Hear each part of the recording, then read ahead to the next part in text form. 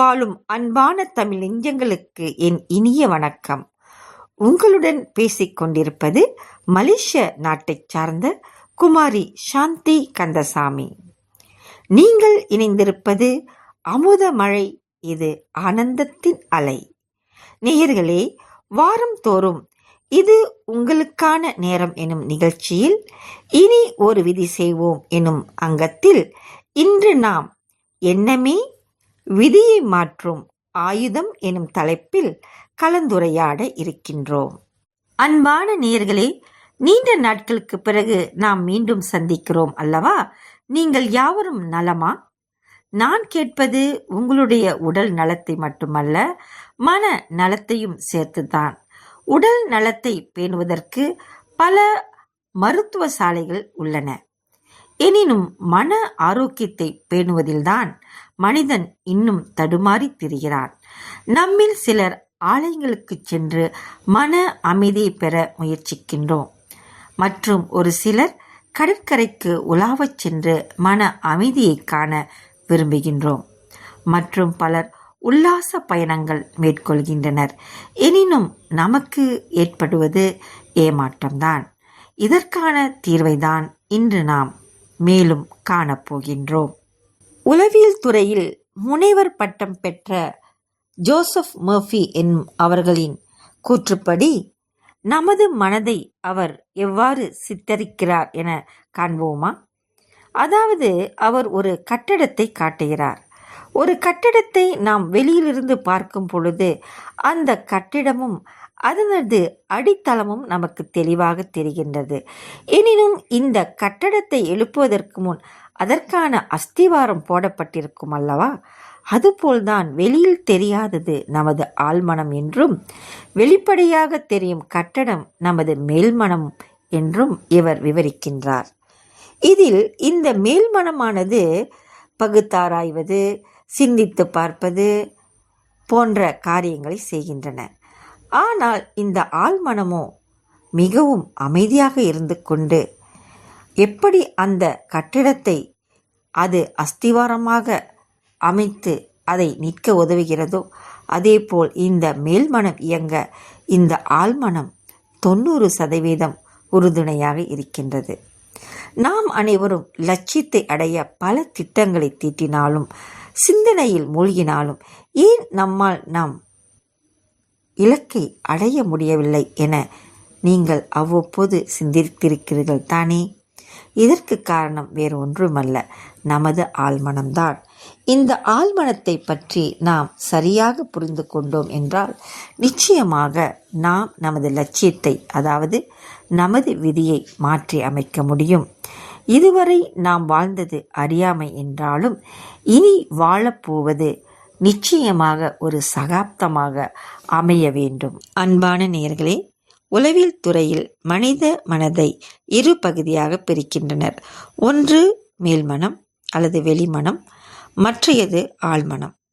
நாம் விழிப்புணர்வில் இருக்கும் பொழுதுதான் இந்த மேல்மனமாகப்பட்டது செயல்படும். அதாவது சிந்தித்தல், பகுத்தாராய்தல், முடிவெடுத்தல் போன்ற நடவடிக்கையில் ஈடுபடும். ஆழ்மனமாகப்பட்டது நாம் எடுக்கும் அந்த முடிவை, அதாவது அந்த செயலை நடைமுறைப்படுத்துவதற்கு உறுதுணையாக இருக்கும். இந்த ஆழ்மனமானது எங்கிருந்து எப்பொழுது உருவாகிறது என்றால், நாம் கருவில் நம் தாயின் வயிற்றில் இருக்கும் பொழுது நமது தாயின் ஒவ்வொரு நடவடிக்கையும் உணர்வுகளும் நமக்குள்ளும் பதிவாகின்றது. பிறகு நாம் தாயின் வயிற்றிலிருந்து குழந்தையாக பிறக்கும் பொழுது நம்மை சுற்றி இருக்கும் நமது பெற்றோர்கள், சகோதரர்கள், நமது தாத்தா பாட்டி ஆகியவர்களின் குணாதிசயங்களை கண்டு பழக்க வழக்கங்களாக நமக்குள் பதிவாகிறது. நாம் 1ஆம் ஆண்டு படிக்கச் செல்வதற்கு முன்பே 95% பழக்க வழக்கங்கள் உருவாக்கப்பட்டு விடுகின்றன என அறிவியலாளர்கள் கூறுகின்றனர். ஆன்மீகவாதிகளோ நமது பழக்க வழக்கங்கள் நமது முன்வினை கரும வினைப்படிதான் இருக்கிறது என்கிறார்கள். எது எவ்வாறாயினும் நாம் திட்டமிட்ட லட்சியத்தை அடைய முடியாமல் தடைக்கல்லாக இருப்பது இங்கு மறைமுகமாக இருந்து நமக்குள் இயங்கும் அந்த ஆழ்மனம் என்றால் நம்புகிறீர்களா நீங்கள்? இனிய நேயர்களே, சற்று முன் மேல்மனம் மற்றும் ஆழ்மனம் எவ்வாறு செயல்படுகிறது என்பதை ஆழமாக தெரிந்து கொண்டோம். இப்பொழுது அதில் உருவாகும் எண்ணமாகப்பட்டது எவ்வாறு நமக்கு ஒரு பாதிப்பை ஏற்படுத்துகிறது என்பதை பார்ப்போம். ஒரு எண்ணமாகப்பட்டது விதைக்கு ஒப்பிடப்படலாம். அதாவது நல்ல விதையை நிலத்தில் விதைக்கும் போது அது வளர்ந்து மரமாகி நல்ல பலனை, அதாவது நிறைய பழங்களை தருகின்றது. அதுவே தரம் குறைவான ஒரு விதை நிலத்தில் விதைக்கப்படுமானால் அது முளையிலே வாடி மனிதர்களுக்கு எந்த பலனும் அளிக்காமல் சென்று விடுகின்றது. இதன் காரணமாகத்தான் நாம் எப்போதும் நல்லதே சிந்திக்க வேண்டும், நல்லதே செய்ய வேண்டும் என்று பெரியவர்கள் கூறுவார்கள். நாம் தேர்ந்தெடுக்கும் எண்ணங்கள் நமது விதியை மாற்ற வல்லமை கொண்டது என்பதை நாம் இதன் வழி புரிந்து கொள்ளலாம். எண்ணமாகப்பட்டது உணர்வாக மாறும் பொழுது அது இந்த உடலுக்கு செயலாக வெளிப்படுகிறது. இது எவ்வாறு என்றால், அறிவியலாளர்களின் கூற்றுப்படி நாம் மனதில் சிந்திக்கும் எண்ணங்கள் மின்சார செய்தியாக, அதாவது எலக்ட்ரானிக் மெசேஜாக நம் மூளைக்கு சென்று மூளை பிறகு இந்த உடல் அவயங்களுக்கு கட்டளையிட்டு நாம் செயலுக்கு வருகின்றோம். பின்னால் நமக்கு அதன் மூலம் ஒரு விளைவு கிடைக்கின்றது, அதாவது ரிசல்ட் கிடைக்கின்றது. இதனை ஒட்டிதான் நாம் வெற்றி அடைகிறோமா தோல்வி அடைகிறோமா என்பது நிர்ணயிக்கப்படுகின்றது. எனவே நமது இன்றைய நிலைக்கு காரணம் நாம் அன்று போட்ட ஒரு விதை, அதாவது நமது ஒரு எண்ணமே. அன்பான நேயர்களே, சற்று முன் நமது எண்ணங்களை விதைக்கு ஒப்பிட்டோம். அதாவது மேல் மனதில் நாம் உருவாக்கும் எண்ணங்களாகப்பட்டது சிந்தனைக்குள்ளாகி பகுத்தாராயப்பட்டு பின்னர் தான் செயல் வடிவம் பெறுகின்றது. எனினும் இதற்கு மாறாக அமைவதுதான் ஆழ்மனம். ஆழ்மனம் ஒரு குழந்தையை போன்றது. அதற்கு நல்லது எது கெட்டது என்று தெரியாது. நாம் எத்தகைய எண்ணங்களை உருவாக்கினாலும் அதை அப்படியே செயல்முறைப்படுத்திவிடும். இதற்குத்தான் நமது முன்னோர்கள் ஒரு கதையை கூறுவார்கள். அதாவது நம்மை சுற்றி எப்போதும் தேவதைகள் இருக்குமாம். அந்த தேவதைகள் நாம் மனதில் என்ன நினைத்தாலும் அப்படியே ஆகட்டும், அப்படியே ஆகட்டும் என்று கூறுவார்களாம். இதனால்தான் நம் முன்னோர்கள் நாம் எதிர்மறையாக எதையும் பேசலாகாது, காரணம் எண்ணமே வாழ்வு என்றார்கள். எனவே நாம் உருவாக்கும் ஒவ்வொரு எண்ணங்களின் மீதும் நாம் அதிகமாக கவனம் செலுத்துவது அவசியமாகின்றது. இனிய இணையதள வானொலி நேயர்களே, வாருங்கள் உலக புகழ்பெற்ற மனோவியல் தந்தையான சிக்மண்ட் ஃப்ராய்டை பற்றிய ஓர் உண்மை சம்பவத்தை காண்போம். ஒரு சமயம் இவர் ரயில் நிலையத்தின் வழியே நடந்து சென்று கொண்டிருக்கும் பொழுது அவருக்கு ஏறக்குறைய 50 வயது இருக்கும். அப்பொழுது அவர் ஒரு அழகிய பெண்மணியை கண்டார். கண்டவுடன் அவர் அப்பெண்மணியை எப்படியாவது தான் தொட்டுவிட வேண்டும் என்று ஆவல் கொண்டார். அவரது மனம் அவரை எவ்வளவோ கண்டித்தும் அந்த மனம் சிந்தித்து செயல்படுவதற்கு முன் அவர் கை அப்பெண்மணியை தொட்டுவிட்டது. இதிலிருந்து நாம் தெரிந்து கொள்வது என்னவென்றால், எவ்வளவுதான் பகுத்தறிவை கொண்டு நாம் சிந்தித்தாலும் நமக்குள் பதிவாக இருக்கும் ஆழ்மனம் நம்மை எந்த ஒரு செயலையும் உடனே செய்ய தூண்டிவிடுகிறது. இவர் உலக மக்களுக்கு மனதை பற்றி ஆராய்ச்சி செய்து பல விஷயங்களை கூறியிருப்பினும் அவரால் தனது ஆழ்மனதை கட்டுப்படுத்த முடியவில்லை என்பதை கண்டீர்களா நேயர்களே? இனிய நேயர்களே, ஒருவர் எவ்வளவுதான் கல்வி கேள்விகளில் சிறந்து விளங்கினாலும் உயரிய பண்புகளோடு வளர்க்க பெற்றிருந்தாலும் அவரை அறியாமல் சில சமயம் தவறுகள் செய்யக்கூடும். இதற்கு காரணம் அவருக்குள் பதிந்திருக்கும் எதிர்மறையான ஆழ்மன பதிவே ஆகும். வாருங்கள் வேறொரு சம்பவத்தை காண்போம். உலக புகழ் பெற்ற கிரேக்க தத்துவ ஞானி சாக்ரடிஸ் அவர்கள் ஒரு சமயம் தமது நண்பர்களோடு பேசிக்கொண்டிருக்கும் பொழுது அவ்வழியே சென்ற ஒரு ஆருடம் பார்க்கும் நபர் அவரை அணுகி வற்புறுத்தி ஆருடம் பார்க்க தூண்டினார். இறுதியாக சாக்ரடீஸும் அதற்கு சம்மதித்து அவர் சாமுத்திரிகா லட்சணத்தை கூறும்படி கூறினார். அதற்கு அந்த ஆருடம் பார்ப்பவர், உங்களது மூக்கை பார்க்கையில் நிச்சயமாக நீங்கள் முன்கோபி என்பது தெரிகிறது. உங்கள் நெற்றியோ நீங்கள் பேராசை மிக்கவர் என்பதை பறைசாற்றுகிறது. மற்றும் அவரின் உடலில் உள்ள மற்ற பாகங்களை பற்றி அவர் ஆருடம் கூறினார். இதை கேட்ட சாக்ரடீஸின் சிஷியர்கள் மிகவும் கோபம் கொண்டனர். உடனே சாக்ரடீஸ் அவர்களை அமைதியாக இருக்கும்படி கூறி அந்த ஆருடம் பார்ப்பவருக்கு பணத்தை கொடுத்து வழி அனுப்பினார். பின்னர் அவர் தமது சீடரை நோக்கி, சீடர்களே, நான் தத்துவ ஞானியாக இருக்கலாம், இருப்பினும் என்னிடமும் இந்த அவகுணங்கள் அனைத்தும் இருக்கின்றன. அவர் கூறியது முற்றிலும் உண்மைதான். எனினும் நான் எப்போதும் சாட்சி நிலையாக இருந்து இந்த எண்ணங்கள் வெளியே தோன்றாதபடி நன்றாக கவனித்துக் கொள்வேன். இதனால் தான் நான் எப்பொழுதும் ஒரு சிறந்த உதாரணமாக விளங்குகிறேன் என்றார். இதிலிருந்து தெரிவது என்றால், நாம் அனைவரும் சாக்ரடீஸைப் போல விழிப்புணர்வோடு இருப்பதில்லை. இவருடைய இந்த உதாரணத்தின் மூலம் நாம் சாட்சியாக இருந்து நமக்குள் எழும் எண்ணங்களை கண்ணோட்டமிட்டால் நிச்சயமாக நமது ஆழ்மனத்தின் பதிவு எதிர்மறையாக இருப்பினும் அதை வெளிப்படுத்த முடியாமல் நாம் கண்டிப்பாக கட்டுப்படுத்த முடியும். இருப்பினும் இதில் நடைமுறை சாத்தியக்கூறுகள் மிகவும் குறைவாக இருப்பதால் நாம் மாற்று வழியை காண்போமா? உலகில் ஒரு சிலர்தான் தத்துவ ஞானி சாக்ரடீஸை போன்று மனதில் எழும் எண்ணங்களை சாட்சி நிலையிலிருந்து கவனித்தனர். எதிர்மறையான எண்ணங்கள் எழுமென்றால் அவற்றை அவர்கள் பலமிழக்கச் செய்துவிட்டனர். ஆனால் சாதாரண மக்களாகிய நமது நிலை வேறு. இதனையொட்டி ஒரு கதையை செவிமடுப்போமா? அந்த காலத்திலெல்லாம் ராஜாமார்கள் தங்களுக்கு சேவை செய்வதற்கென அடிமைகளை கொண்டிருந்தனர். இப்படிதான் ஒரு ராஜாவும் மிகவும் கீழ்ப்படிவான ஒரு அடிமையை கொண்டிருந்தார். அந்த அடிமையின் அர்ப்பணிப்புத்தன்மை, அன்பு இவற்றையெல்லாம் கண்ட அவர் ஒரு நாள் அவனை அழைத்து, உனக்கு என்ன வேண்டுமோ கேள் என்றாராம். அதற்கு அந்த அடிமை பல முறை மறுத்தும் அவர் கேட்கவில்லை.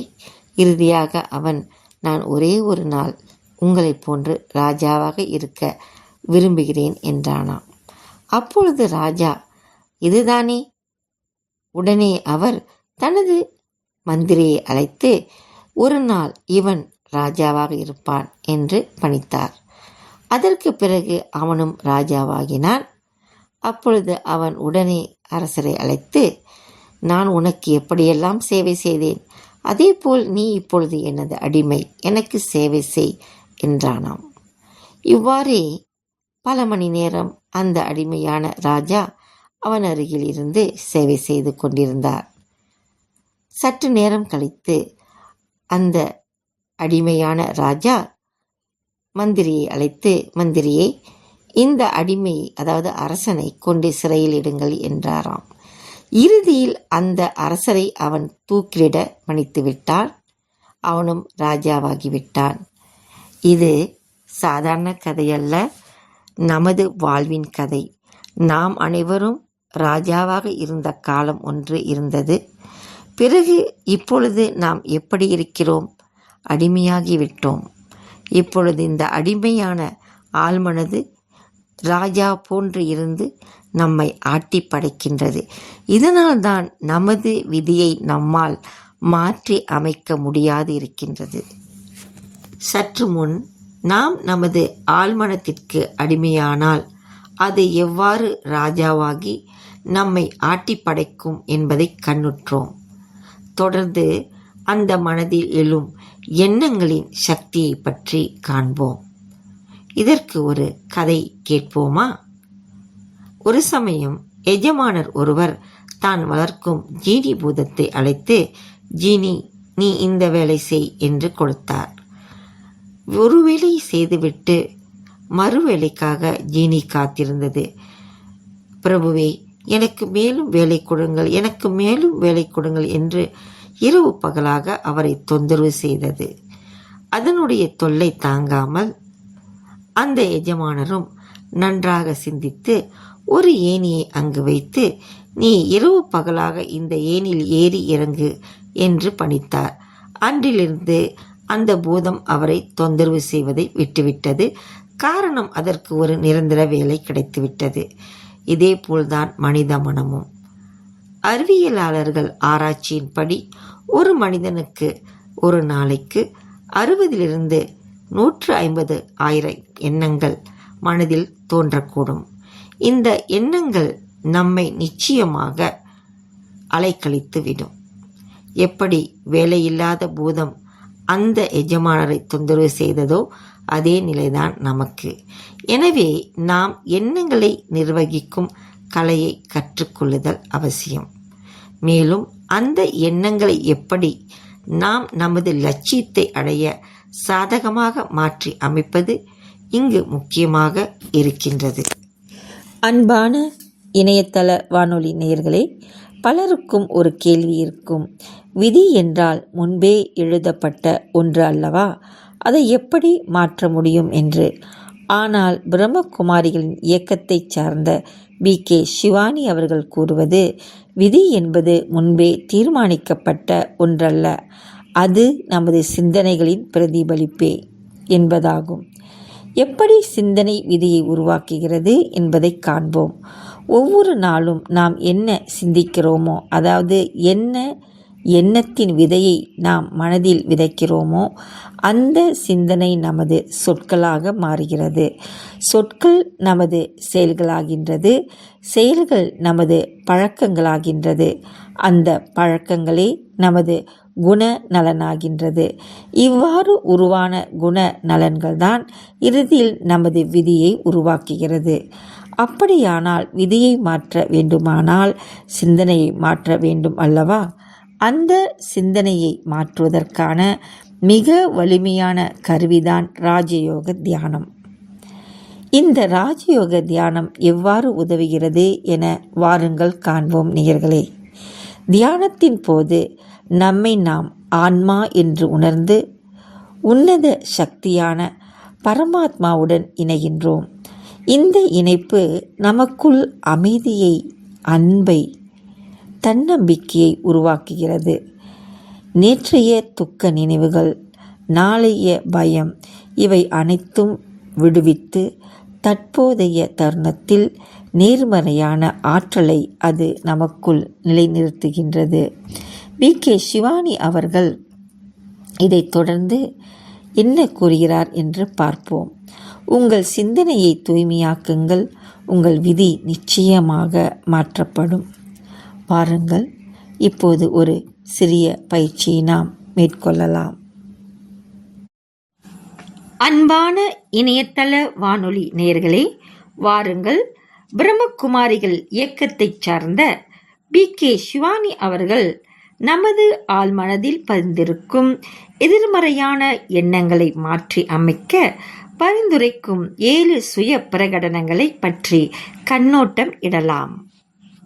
BK சிவானி கூறிய முதலாவது சுய பிரகடனம், நான் ஓர் சக்திமிக்க ஆத்மா. ஆம் நேயர்களே, நாம் அனைவரும் இந்த உடல் அல்ல, இந்த உடலை இயக்கும் ஆன்மா ஆவோம். நாம் தினமும் அன்றாட வாழ்க்கையில் பல சவால்களை, பலதரப்பட்ட மனிதர்களை சந்தித்து வருகிறோம். அந்த தருணத்தில் நாம் எந்த சூழ்நிலையிலும் நமது மனதை பலகீனப்படுத்த விடக்கூடாது. எப்பொழுதெல்லாம் நமது அமைதியை, சந்தோஷத்தை குலைக்கும்படியான சூழ்நிலைகள் நம் முன் வருகின்றதோ, அப்பொழுது நாம் நமது உண்மையான சொரூபமான சக்திமிக்க நிலையை நினைவு கூர்ந்து, நான் ஓர் சக்திமிக்க ஆத்மா என்பதை கருத்தில் கொண்டு வர வேண்டும்.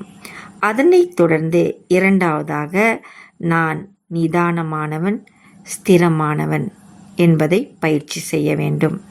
அதாவது, நான் எப்பொழுதும் என் மனநிலையை அமைதியாகவும், அதாவது நிதானமாகவும், ஸ்திரமாகவும் வைத்திருப்பவன். அடுத்து 3வது, நான் எப்போதும் சந்தோஷமான ஆத்மா. அதாவது நமக்கு அனைவருக்கும் தெரியும், இந்த உடலுக்கு எவ்வாறு பெற்றோர்கள் இருக்கிறார்களோ அதேபோல் ஆத்மாக்களாகிய நமக்கும் தாய் தந்தையாகிய இறைவன், அதாவது பரமாத்மா இருக்கிறார் என்று. பரமாத்மாவின் குழந்தைகளாகிய நாம் உண்மையில் நமது பிறப்புரிமையான சந்தோஷத்தை பிறவி எடுத்து கால ஓட்டத்தில் இழந்துவிட்டோம். எனவே அதை எப்பொழுதும் நாம் நினைவு கூற வேண்டும். ஆத்மா என்ற ரீதியில் நாம் அமைதியானவர்கள், சக்தி மிக்கவர்கள், சந்தோஷமானவர்கள். அன்பான நேயர்களே, 4வது சுய பிரகடனம், நான் பயமற்றவன், தன்னம்பிக்கை நிறைந்தவன். ஆம், நாம் தினசரி பல சவால் மிக்க மனிதர்களை காண்கிறோம்.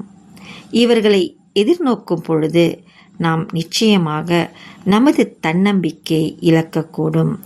அத்தருணத்தில் நாம் என்ன நினைவு செய்ய வேண்டும் தெரியுமா? இறைவனே என்னுடன் இருக்கின்றார். எனவே இறைவனின் குழந்தையாகிய நான் பயமற்றவன், தன்னம்பிக்கை நிறைந்தவன் என்பதை மீண்டும் மீண்டும் நமக்கு நாம் சொல்லிக்கொண்டு, அதாவது வலியுறுத்த வேண்டும். அடுத்தது 5வது, நமது உடல். ஆம், நான் ஆரோக்கியமான உடலை பெற்றிருக்கிறேன். நானே ஆரோக்கியமானவன். இந்த தருணத்தில் நேயர்களாகிய உங்களுக்கு ஏதாவது உடல்நிலையில் பாதிப்பு இருந்தால், உதாரணமாக இனிப்பு நீர் இருந்தால், நீங்கள் மிகச் சரியாக அதனுடைய அளவை குறிப்பிடலாம். எனக்கு இரத்தத்தில் இனிப்பு 5 இருக்கின்றது, அதாவது 5 என்ற எண்ணிக்கையில் இருக்கிறது. இது ஒரு கட்டுக்குள் இருக்கிறது. அடுத்து 6வது சுய பிரகடனம், உறவுகளுக்கானது. நாம் எவருடனாவது சுமூகமற்ற உறவை கொண்டிருந்தால் அந்நபரை நினைத்து, நீங்கள் என்னை போன்று இறைவனின் குழந்தையாவீர்கள், நாம் அனைவரும் சகோதரர்கள், கர்ம கணக்கின் காரணமாக உங்களுக்கும் எனக்கும் இப்பொழுது விரிசல் ஏற்பட்டிருக்கிறது.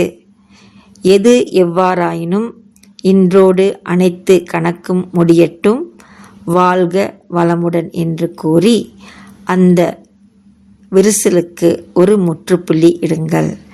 எப்பொழுதெல்லாம் அந்த நபரின் எண்ணம் உங்களுக்கு வருகிறதோ, வாழ்க வளமுடன் என்று கூறி அந்த உறவை இனிமையானதாக மாற்றுங்கள். இறுதி சுய பிரகடனம், வெற்றி நமது பிறப்புரிமையாகும். ஏனெனில் சர்வசக்திவான் இறைவனே நம்முடன் இருக்கின்றார்.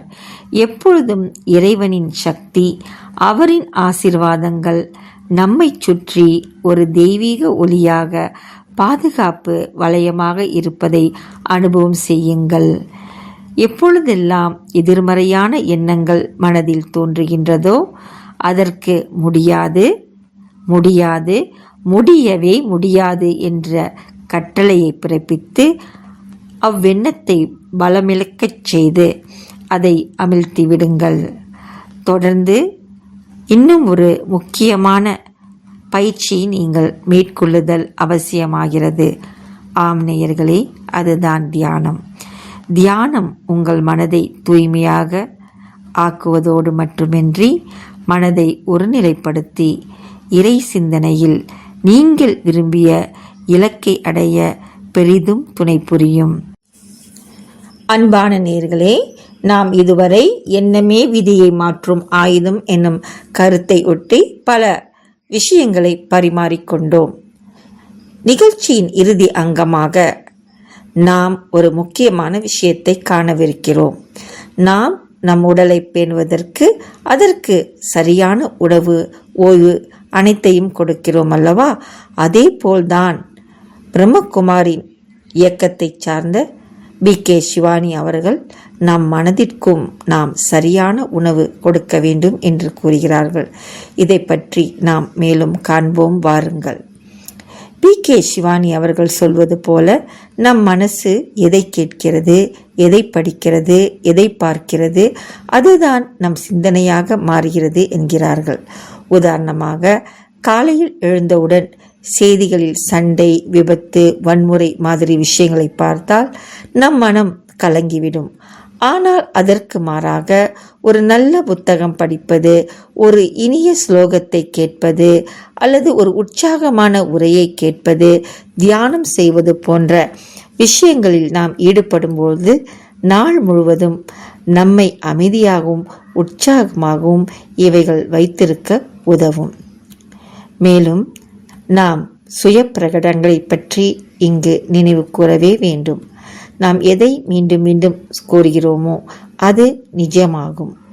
அதனால் காலை எழுந்தவுடன் நான் எப்பொழுதும் மகிழ்ச்சியாக இருக்கின்றேன், நான் அமைதியாக இருக்கின்றேன் என்று தினமும் சொல்லிக் கொள்ளுங்கள். உதாரணமாக, ஒரு மாணவன் தேர்வுக்கு போகும் முன் நான் தயார், நான் தன்னம்பிக்கையுடன் இருக்கின்றேன் என்று மனதுக்குள் சொல்லிக்கொண்டால் அவன் உண்மையிலே அமைதியாகவும் நம்பிக்கையுடனும் அந்த தேர்வை எழுதுவான். அடுத்தது தினசரி தியான பயிற்சி.